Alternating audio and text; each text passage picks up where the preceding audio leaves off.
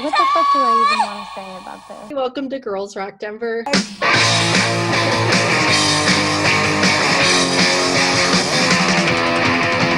Thank you for joining us at Girls Rock this year. Cheers. My name is Laura Morocco, and I am one of Girls Rock Denver's co-directors. And I'm joined today by... Hey, I'm Shannon Weber, and I am also a co-director. This is going to be my 12th rock camp, which is as many rock camps as have existed. I'm Jordan, and this is my... Laura, what year is this? I think this is our 8th year. Yeah. Laura and I started off as instructors together. Laura was on the bass, I was on the drums. So that's who we are, and thank you for doing your Girls Rock Denver training. We know it's a little different this year, where we would love to see everybody in person and be able to chat, meet you face to face, and hang out with all of our old friends. Sorry that we can't do that this year, and it breaks our hearts, but thank you for going through the video training. Hope you find it somewhat entertaining, but also very informative. You rock. You rock. Did you just hear that thing on my computer? We did. That's okay. It's fine. We started in a little church on 6th Avenue, a little Unitarian Universalist church with 25 campers and 50 volunteers. The very next year, we had almost doubled in size. Within a couple years, we had over 100 volunteers, 50 campers, and some of the campers from our first year ever are now volunteers with us, and they've literally grown up in the community of Girls Rock. They've taken the local music scene by storm. They're the ones deciding what it's like to not be a dude in the music scene, and it's just been really powerful to see. We are so enmeshed in the work that we do that we actually forgot to celebrate our 10th anniversary. Didn't quite realize we had been around that long, so last year we had our Turn It Up to 11th anniversary, and now it's the digital 12. So yeah, it's been a long journey. We've grown a lot, and we've just gotten better every year with our fabulous volunteers. We're so glad you're here.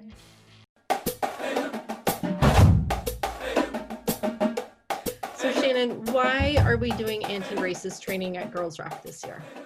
Well, even though the work that we do at Girls Rock is ostensibly centered around feminism and looking at anti-oppression through a lens that is, I guess, predominantly impacting girls and gender expansive youth, we do acknowledge that oppression in any form doesn't happen in a vacuum, and we can't be effective in our work unless we address all forms of oppression.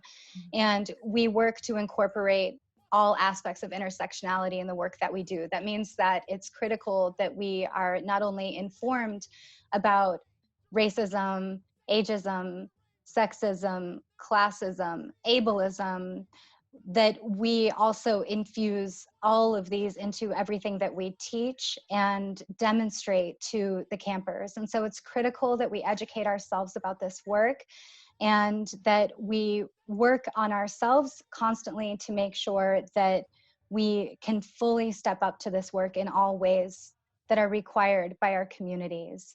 And the work is really incumbent upon volunteers who identify as white, to do deeper dives into these realities that our campers are facing, our volunteers are facing, and our communities are facing, in order to really be effective in our work.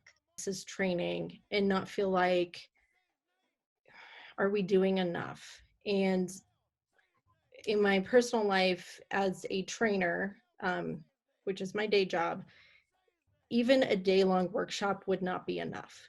It would be an introduction. And with Girls Rock, I feel like we explored some options for bringing in a half-day workshop, bringing in a full-day workshop. But with COVID hitting, it just wasn't panning out. So what is the solution, and what are we going to do this year for anti-racist training, and start incorporating this conversation into everything we do? One of the new aspects of Girls Rock training this year is that we are incorporating some anti-racism training. While it is open to all volunteers, it's strongly encouraged and as mandatory as we can make anything mandatory for our white volunteers. And the work has to be ongoing. You don't just go to a one-day seminar and you solved all of the world's problems and addressed all of the internalized racism that you have. So what we'll be doing is we'll be providing a great deal of online resources, reading materials, and also cohorts is what we're calling them, kind of opportunities for groups to get together to talk about what's going on in the world, what's going on in their own learning, what have they read, studied, engaged in, and how they're going to bring that through action into their volunteer work and even beyond this organization into their communities. Hey, Laura, do we have any expectations as far as behavior goes for our volunteers, especially now that we're doing a digital camp, or has the code of conduct changed at all? In terms of the code of conduct for camp this year, we want to be sure that, as always, even in the virtual space, that our campers' experience and their safety and their comfort is our top priority. And sometimes that means setting aside your own needs to be able to meet the campers' needs. So there are times when you're going to be tired, or you're going to be over it, or you're going to have a personal issue. But that's something that's really stretched me personally, is especially when I had to go to those 7 a.m., 7:30 morning assemblies, and I had to, I'm going to miss the hula hooping. It sucks because I'm so bad at it. But I remember walking in, I would be so tired, or I'd had a fight with someone, or I'd be frustrated.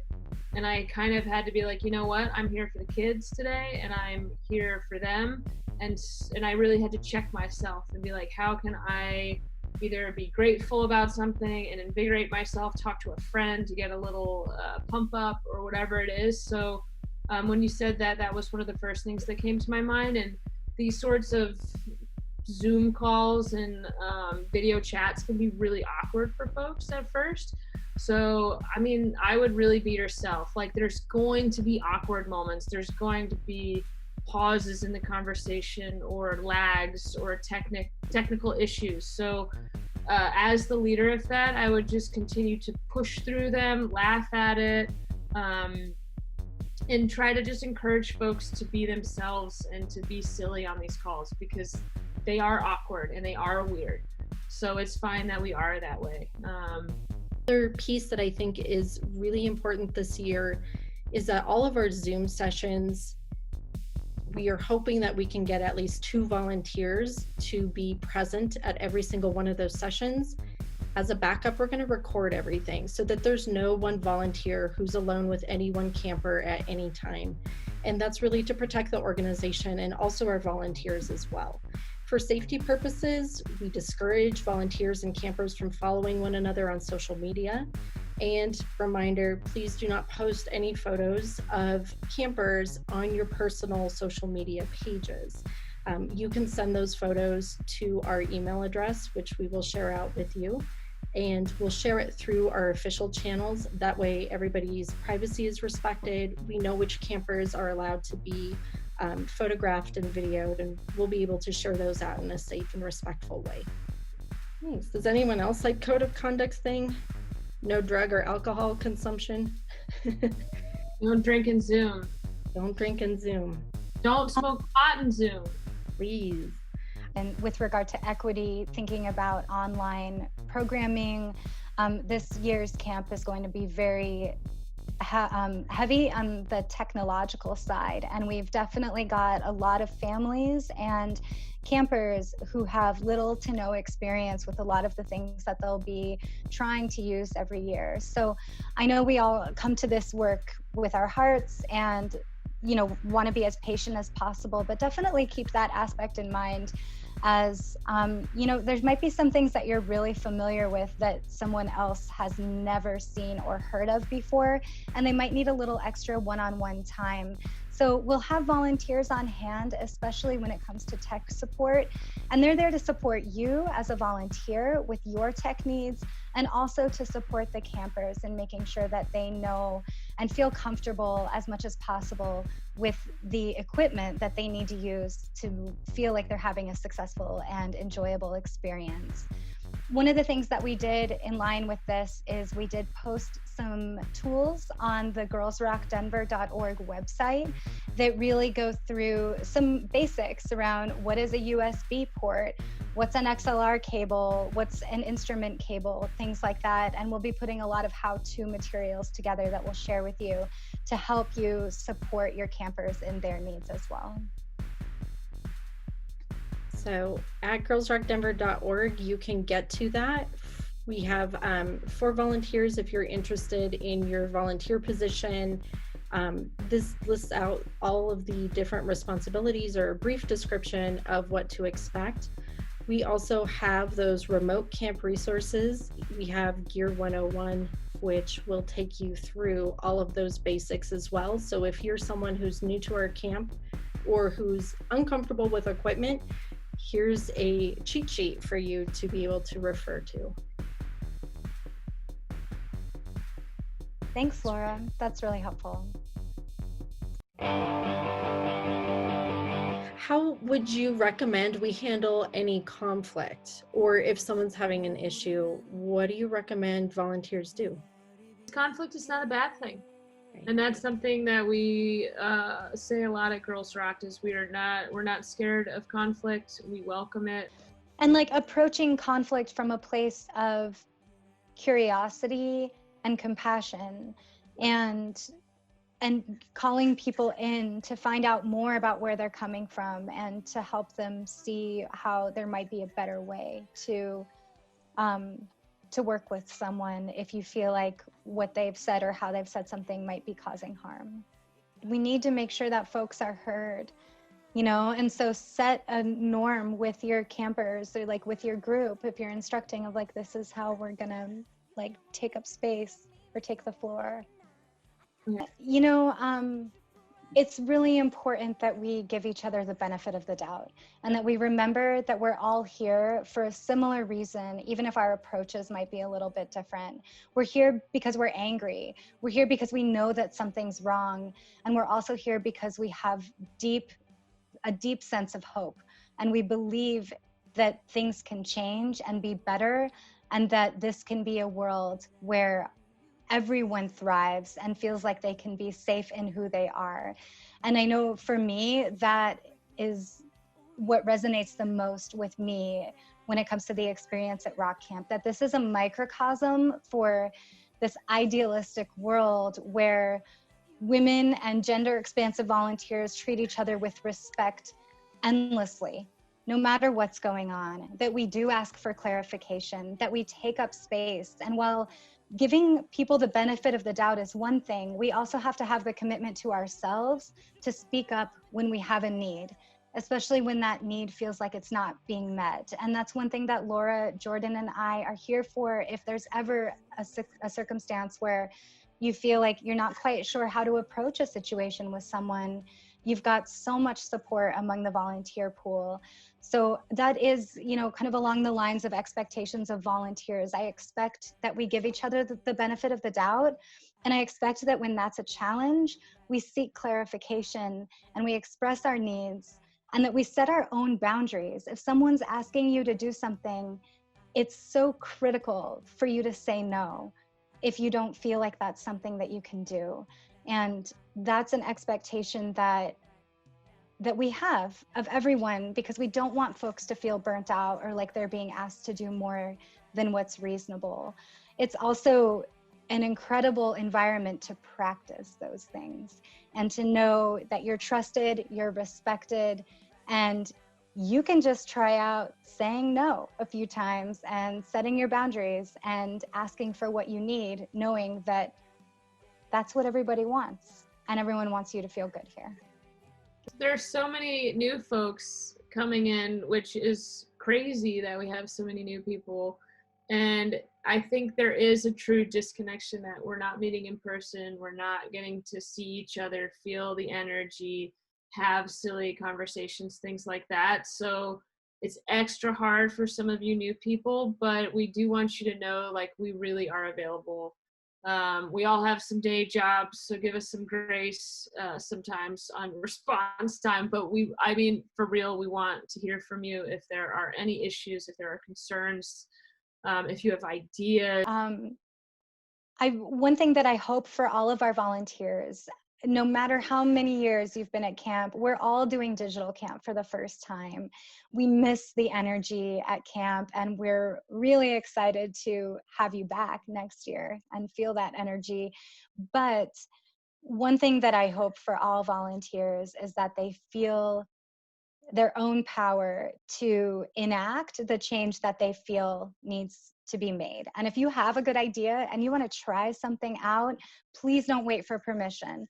Don't ask for permission. Communicate with folks so we can talk about what's going on and we're all on the same page, but try stuff out. This is your world to own along with everyone else's. Unpack that one. All right, y'all, background checks, different this year. Background checks, if we are interacting with any camper in any capacity, small group, one-on-one, whatever. Yep. But if you're someone who is working with, say, just gear only, and you might not even see a camper, we're cool with you not having a background check. Yep. Cool? Okay.